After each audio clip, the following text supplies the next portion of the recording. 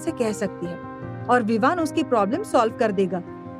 उसके बाद अपने स्वभाव के अनुसार विवान हंसी मजाक करने लगा और उसके जोक्स पर तान्या भी हंसे बिना नहीं रह सकी। तान्या ने आश्वस्त किया कि वो कॉलेज में कंफर्टेबल है और उसे कोई प्रॉब्लम नहीं है। विवान ने तान्या से कहा कि उसे किसी जरूरी काम से कहीं जाना है, वरना वो तान्या को घर छोड़ देता। तान्या ने उसे बताया कि फिक्र की कोई बात नहीं थी, क्योंकि वैसे भी बटलर उसे पिक करने के लिए आने ही वाला था। विवान ने उसे बाय कहा और अपने लोगों के साथ चला गया। तान्या उसे जाते हुए देखकर सोचने लगी कि दोनों भाई कितने अलग हैं।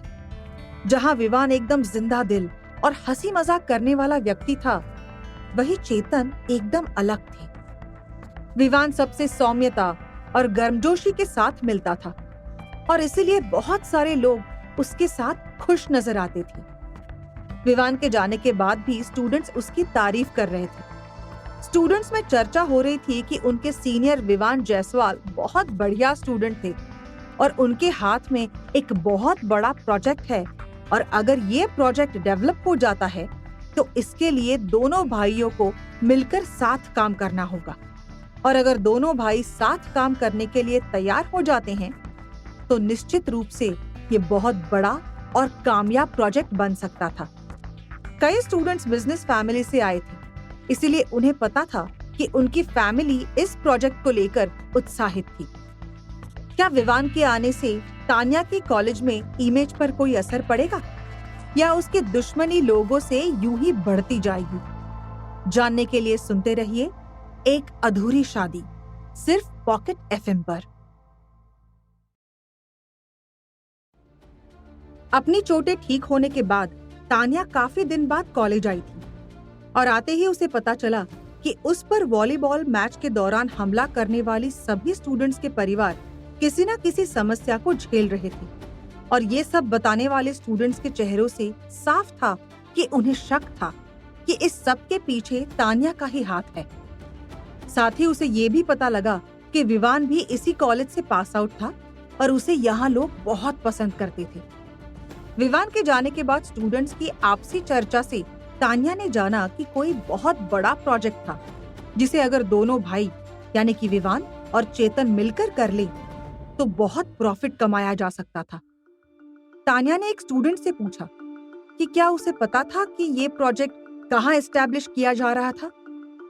बातों बातों में उसे पता लगा कि जिंदल और जायसवाल परिवार के सहयोग से ये प्रोजेक्ट किसी अनाथालय की बिल्डिंग को गिराकर बनाया जाने वाला था। तान्या के चेहरे के हाव भाव बदल गए। उसका चेहरा पीला पड़ गया और वो वहां से फौरन भाग गई।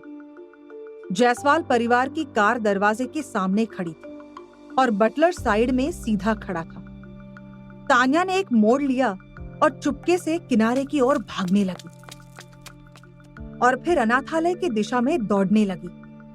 जब तान्या अनाथालय वाली जगह पर पहुंची तो वो देखती ही रह गई।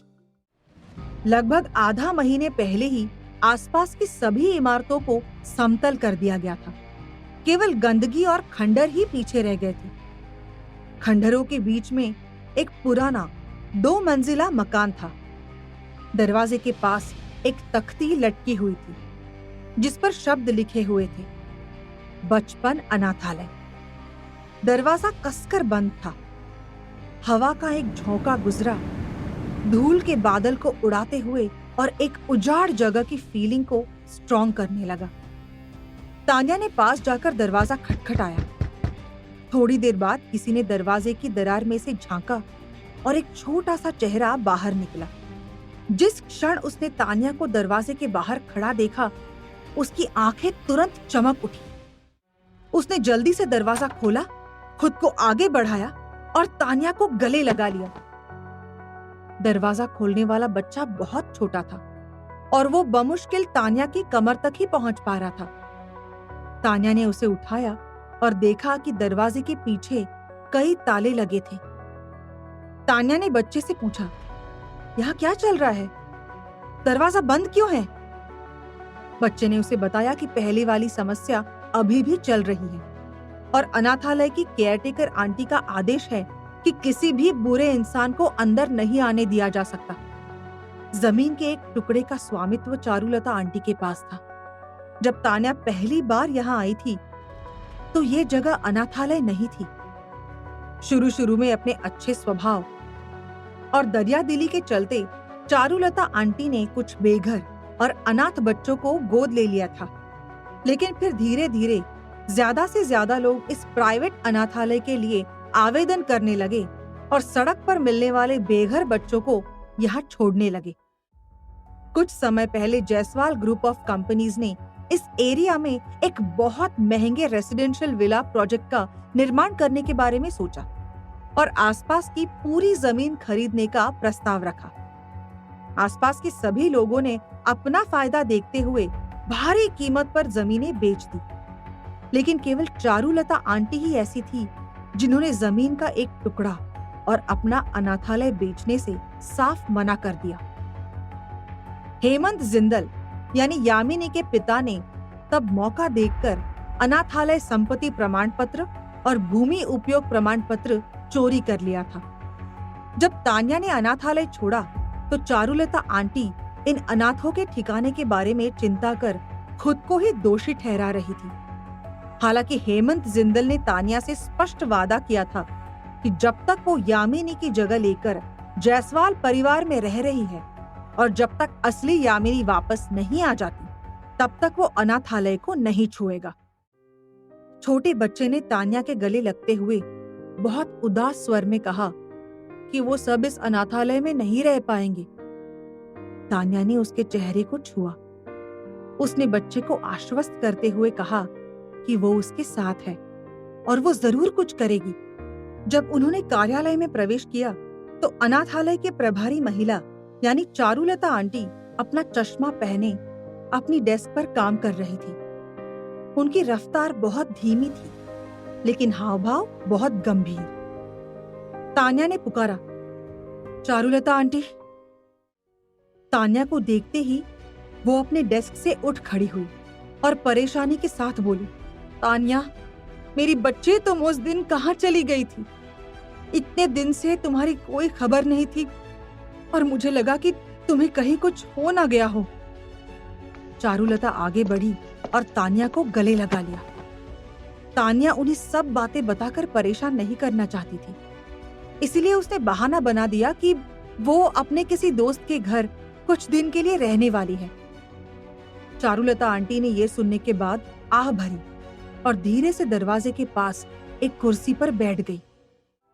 फिर उन्होंने कहा, इस चार दीवारी से बाहर निकलना भी जरूरी है और अच्छा भी है, क्योंकि हम भी नहीं चाहते कि यहाँ मौजूद किसी भी बच्चे को हमेशा के लिए यहाँ रखें। आशा तो यही होती है कि कोई परिवार उन्हें अपना ले और बच्चों का भविष्य संवर जाए।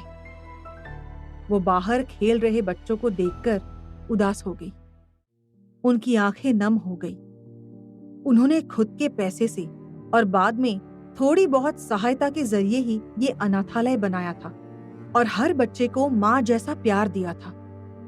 इस समय इस अनाथालय में करीब 40 बच्चे मौजूद थे। 10 साल से ज्यादा की मेहनत ने इतने बच्चों को यहाँ घर जैसा माहौल और आश्रय दिया था। तान्या ने अनाथालय का सबसे अच्छा दौर देखा था, लेकिन जल्द ही ये सब कुछ नष्ट होने वाला था। उसने चारुलता आंटी को विश्वास दिलाते हुए कहा कि वो कुछ जरूर करेगी और जल्द ही अनाथालय के कागजात को छुड़वाने में सफल हो जाएगी। चारुलता ने आशंका भरे चेहरे के साथ तान्या को देखा तो तान्या ने उन्हें विश्वास दिलाते हुए कहा कि चिंता ना करें और मुझ पर भरोसा करके तो देखिए। कुछ देर उनसे जरूरी बातें करने के बाद तान्या वापस कॉलेज की तरफ चल पड़ी। जैसे जैसे आसमान में धीरे धीरे अंधेरा छाने लगा, उसने सोचा कि अगर बटलर ने उसे कॉलेज में नहीं पाया तो फिर क्या होगा। और चेतन, वो तो तान्या का बहुत बुरा हाल कर देगा। तान्या कदम दर कदम चलती जा रही थी और परेशान होती जा रही थी। अभी वो कुछ दूर ही गई थी कि उसके सामने एक लाल रंग की स्पोर्ट्स कार आकर रुकी। तान्या ने अपना सिर उठाया और उसकी आंखों के सामने एक सुंदर चेहरा आ गया। कार में बैठी बेहद हसीन लड़की ने तान्या से पूछा, एक्सक्यूज मी, क्या बचपन अनाथालय का रास्ता यही है? ये लड़की बेहद खूबसूरत थी और उसकी आंखें डूबते सूरज की रोशनी में और भी ज्यादा प्यारी और कोमल लग रही थी। इस लड़की की एक नजर कितने ही जवान दिलों को एक झटके में अस्त व्यस्त करने के लिए काफी थी। उस लड़की की आंखों में एक अलग सी करामाती लुक और एक लुभावनी अदा थी। तान्या ने आज से पहले भी कई बार इस चेहरे को कई पत्र पत्रिकाओं और अखबारों में देखा था। निस्संदेह रूप से ये खूबसूरत लड़की और कोई नहीं बल्कि सिमरन आहूजा ही थी। तान्या थोड़ी स्तब्ध हो गई, क्योंकि हर कोई जानता था कि सिमरन आहूजा एक अनाथ लड़की थी और शायद इसीलिए वो अपने पुराने अनाथालय का पता पूछ रही थी।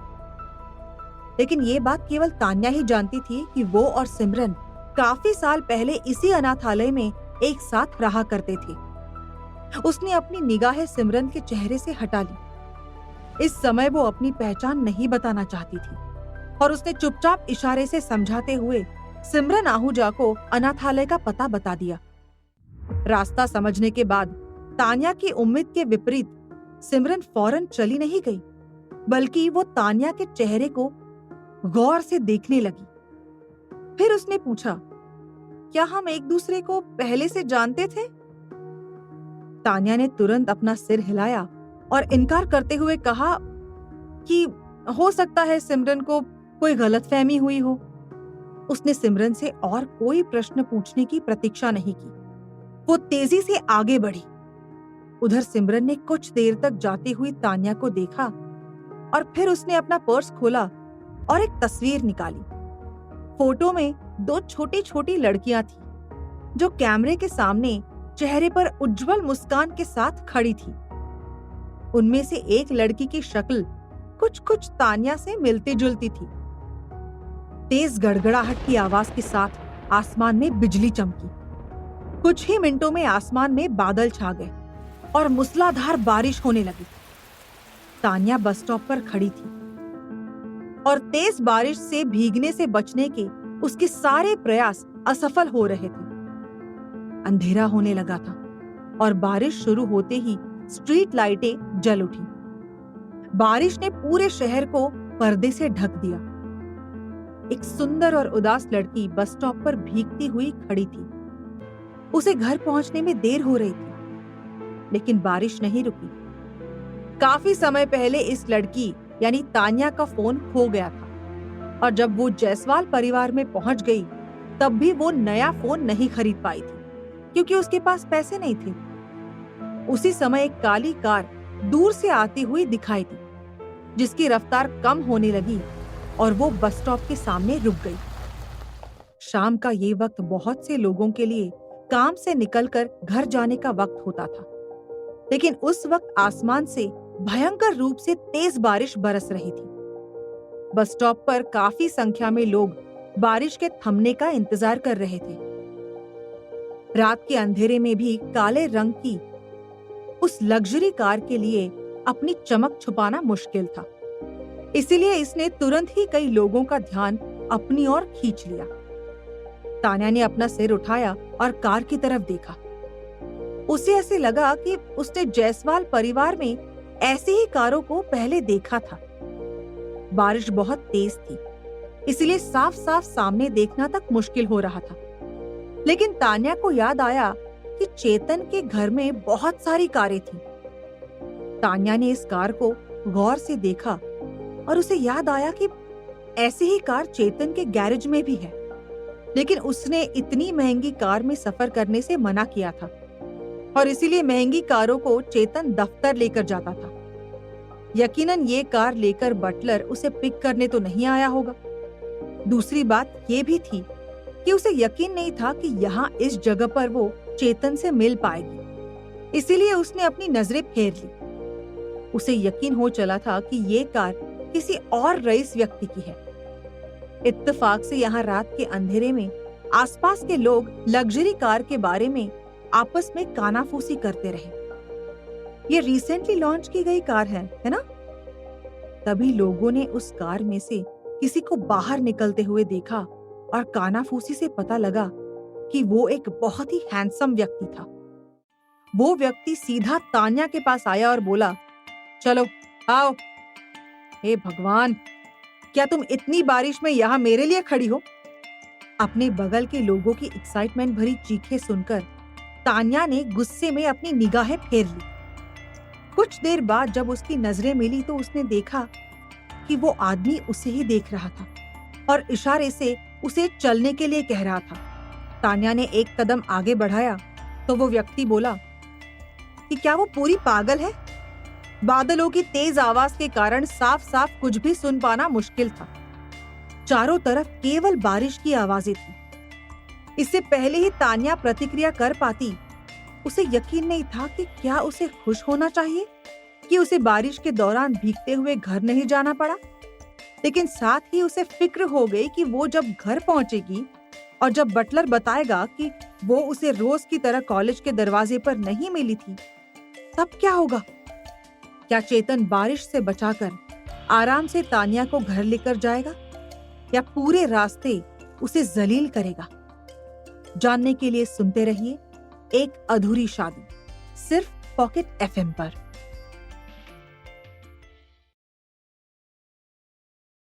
और उस हादसे के बारे में वो कोई भी बात याद भी नहीं करना चाहती थी।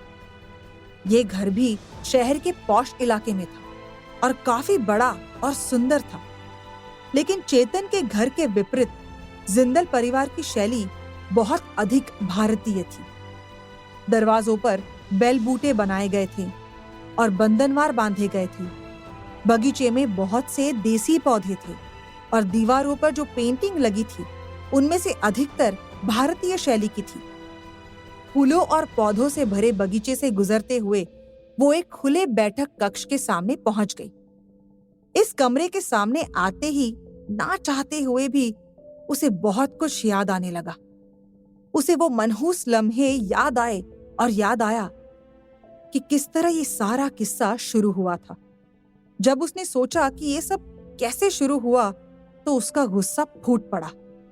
लेकिन जो भी हो, आज वो सोच कर आई थी कि उसे किसी भी तरह हेमंत जिंदल के साथ समझौता करना ही है, क्योंकि अगर तान्या ने खबर नहीं सुनी होती तो शायद उसे तब तक अंधेरे में रखा जाता जब तक कि अनाथालय को धराशायी नहीं किया जाता।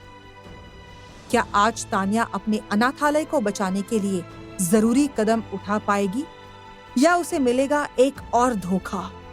जानने के लिए सुनते रहिए पॉकेट एफएम पर एक अधूरी शादी।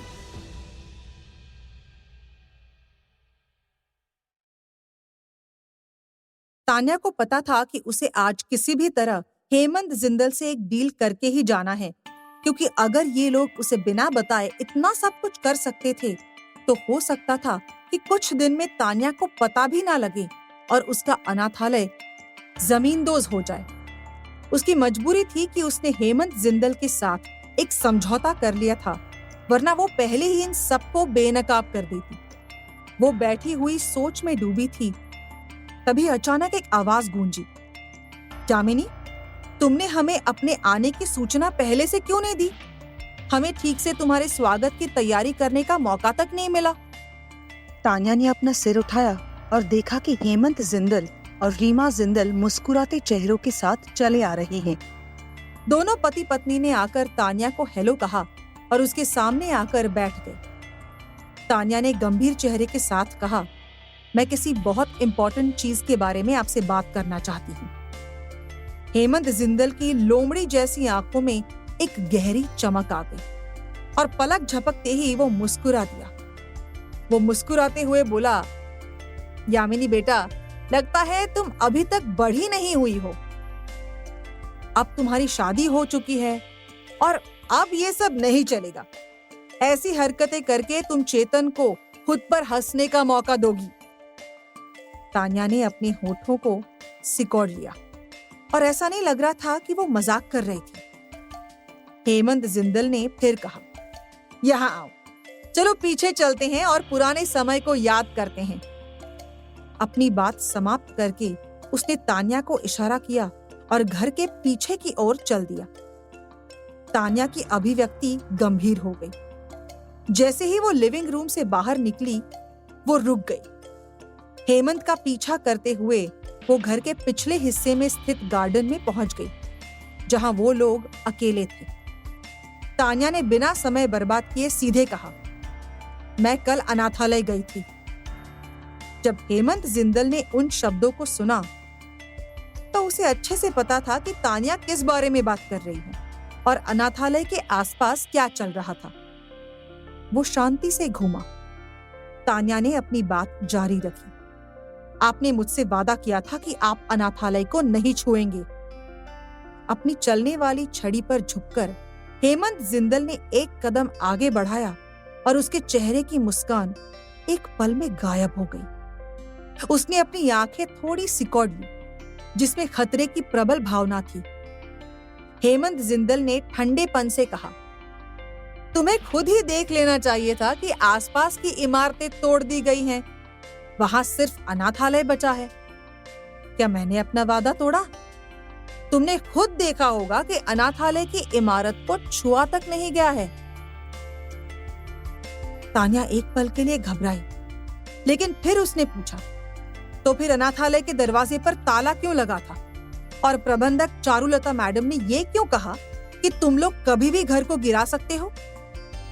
तान्या इतने गुस्से में थी कि उसकी आवाज थोड़ी सी तेज हो गई। हालांकि हेमंत जिंदल बिल्कुल भी नहीं घबराया। वो पहले से ही एक योजना लेकर आया था। बातों का सिलसिला चल ही रहा था कि तान्या ने कहा कि अगर अनाथालय को कुछ भी हुआ तो वो पीछे नहीं हटेगी और हेमंत और उसकी पत्नी का भांडा फोड़ देगी। इसी समय हेमंत को गुस्सा आ गया और उसने तान्या को धमकाते हुए कहा, सुनो लड़की, अपने वादे के मुताबिक अभी तक मैंने तुम्हारे अनाथालय को नहीं छुआ है। इसी कारण तुम्हें अपने चेहरे पर थोड़ी शर्म रखनी चाहिए और मुझसे बात करते हुए अपनी नजर भी नीचे रखनी चाहिए। मैं तुम्हें साफ साफ चेतावनी दे रहा हूं कि अगर तुमने कुछ ऐसा किया जिससे चेतन के दिमाग में जरा सा भी शक पैदा हुआ तो मैं तुरंत उस जर्जर अनाथालय को ढा दूंगा।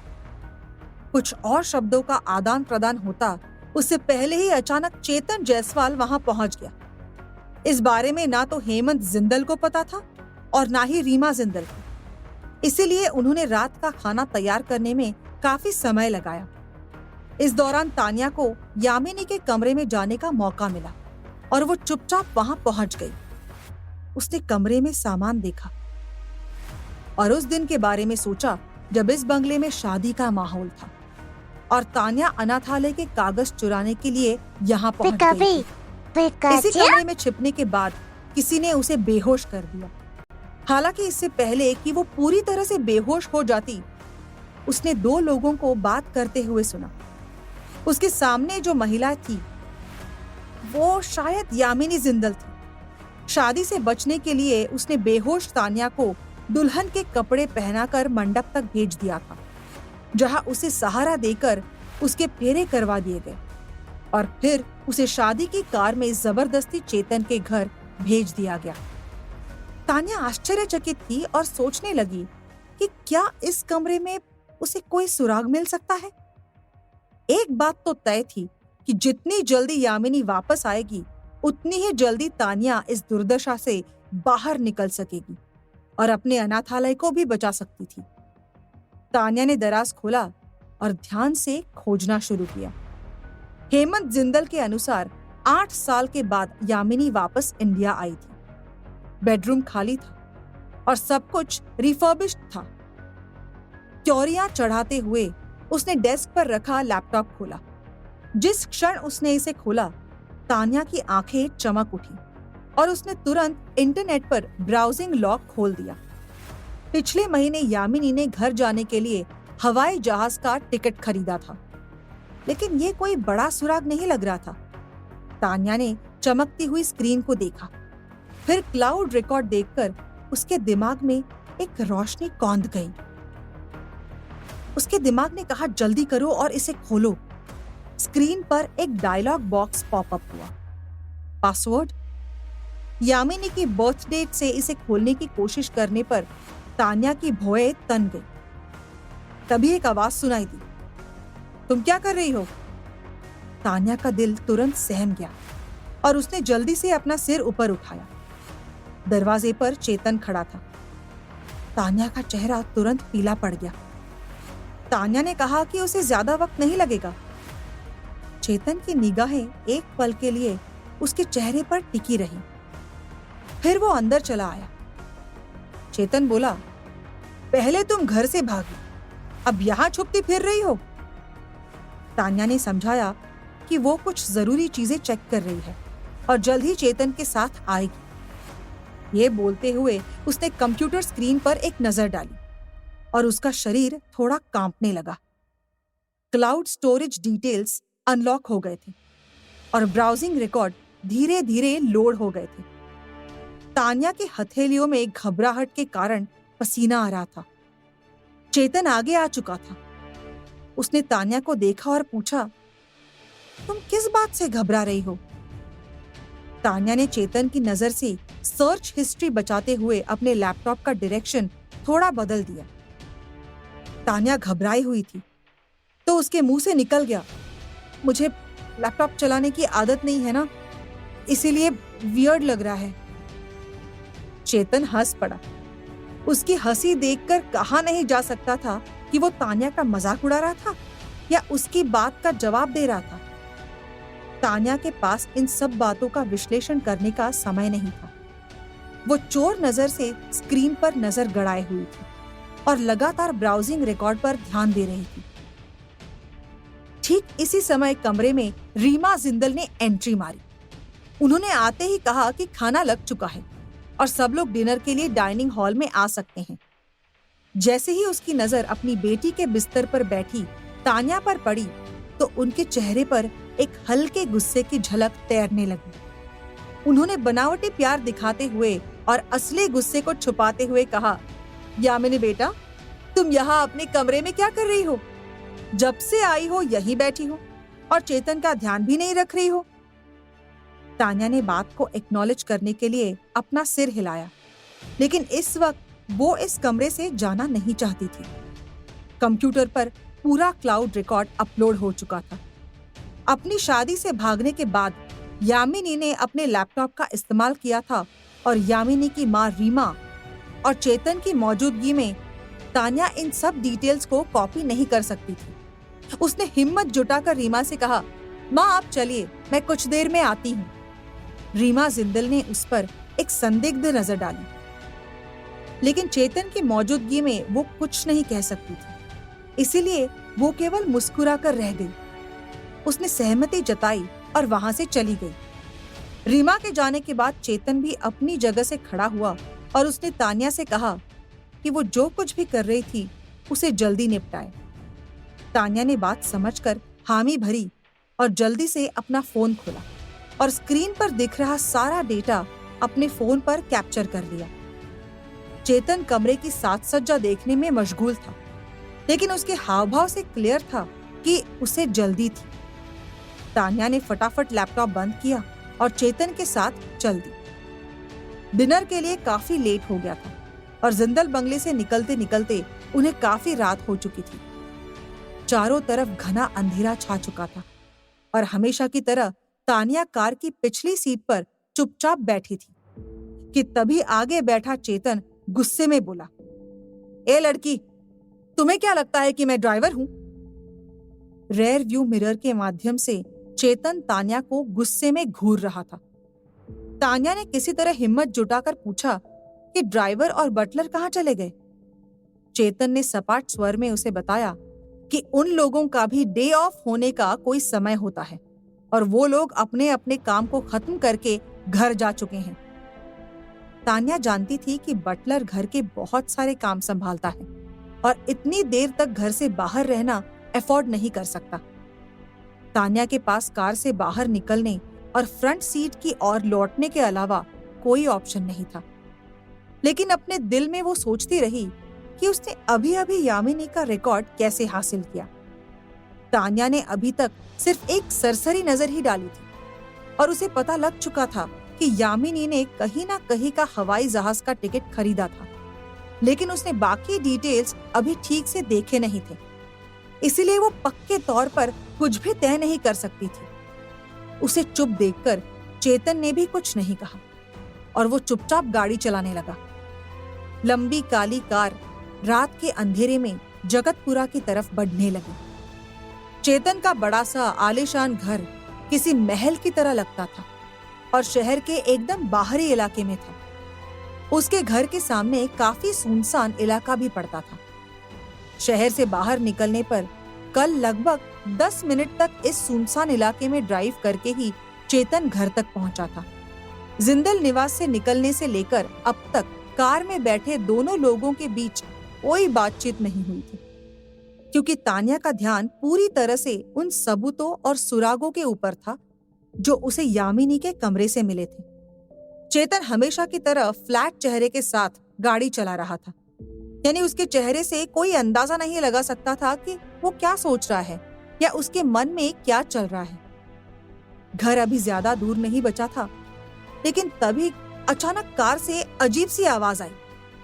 तान्या की तंद्रा भंग हुई और उसने महसूस किया कि गाड़ी में कुछ अजीब सी आवाज हो रही है। तान्या ने जल्दी से आर्मरेस्ट को पकड़ लिया। फिर उसने चेतन से पूछा कि क्या हुआ है। तभी कार में एक अजीब सी आवाज हुई और कार हिंसक रूप से हिलने लगी। चेतन ने कार को नियंत्रित करने की कोशिश की, लेकिन साफ दिख रहा था कि उसे संघर्ष करना पड़ रहा है। तभी अचानक एक झटके के साथ कार बीच सड़क पर रुक गई। चेतन के चेहरे पर गुस्से के भाव बढ़ गए और उसने कार का दरवाजा खोला और बाहर निकला। सड़क पर कुछ बोल्डर बिखरे हुए थे और चेतन समझ गया कि इनमें से कोई कार के नीचे के हिस्से से टकराया होगा, जिससे इंजन बंद हो गया है। चेतन ने कोशिश की, लेकिन वो इंजन को स्टार्ट नहीं कर सका। तान्या ने चारों तरफ नजर घुमाकर देखा कि सड़क के दोनों ओर रोशनी तो थी, लेकिन दूर दूर तक किसी इंसान का नामो निशान तक नहीं था। ये इलाका चेतन का इलाका था और ये सुनसान क्षेत्र भी चेतन की प्राइवेट प्रॉपर्टी थी। यहाँ कोई परिंदा भी पर नहीं मार सकता था और ऐसे में लिफ्ट मिलने का कोई चांस नहीं था, क्योंकि किसी और को यहाँ आने की इजाजत ही नहीं थी। तान्या ने पूछा कि अब क्या करें? चेतन ने चिढ़कर उसे देखा और बोला, पैदल चलना होगा और क्या। क्या तान्या को घर तक चलना होगा पैदल, या फिर मिलेगी कोई मदद? कैसा होगा इन दोनों के रिश्ते का आगे का सफर? जानने के लिए सुनते रहिए पॉकेट एफएम पर आपका पसंदीदा शो एक अधूरी शादी। डियर लिसनर, इस कहानी को आपका प्यार देने के लिए और आपके साथ के लिए बहुत बहुत धन्यवाद। जैसा कि आप जानते हैं, आगे के एपिसोड्स लॉक्ड हैं और कहानी के आगे के एपिसोड्स का लुत्फ उठाने के लिए हम आपके लिए लेकर आए हैं पॉकेट एफएम कॉइन्स। इन कॉइन्स के लिए आपको गेट मोर कॉइन्स पर क्लिक करना है, जिसकी सहायता से आप आगे के एपिसोड्स को अनलॉक कर पाएंगे। तो देर किस बात की, अभी क्लिक करें गेट मोर कॉइन्स पर और कहानियों का सफर जारी रखिए पॉकेट एफएम के साथ।